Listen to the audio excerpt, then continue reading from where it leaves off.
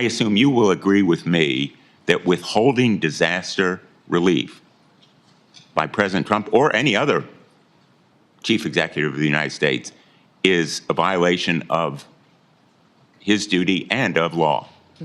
Well, Senator, leadership has consequences, and looking at the tragedy that's happening in I want to California ask you yes or no, with all due respect. It's an easy. What's happening in California is the ramification of many decisions over many years. But under my leadership at the Department of Homeland Security, there will be no political bias to how disaster relief is delivered to the American people. So if President Trump were to say to you, we're going to withhold money from Connecticut or Michigan or any of the states, Iowa, because we don't like the governor or we don't like the politics of the state, you would stand up to him and say, Mr. President, we need to allocate that money. Well, Senator, in 3 days, President Trump will take an oath to uphold the Constitution and the rule of law in this country, and he will do that, and I'll be glad to have him back.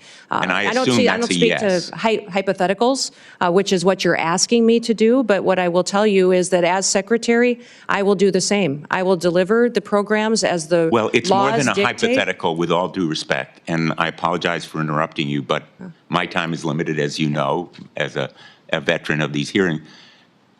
It's more than a hypothetical. It's based on experience with President Trump withholding money from Washington State and elsewhere. I need to know from you, will you stand up to the President and say, no, the Constitution and the Impoundment Act requires us, for example, to allocate the $100 billion that we have just appropriated in the last session to states like Connecticut, $3 million, Texas, $10 million, almost every one of the states represented here. Will you say no to the President if he withholds that money?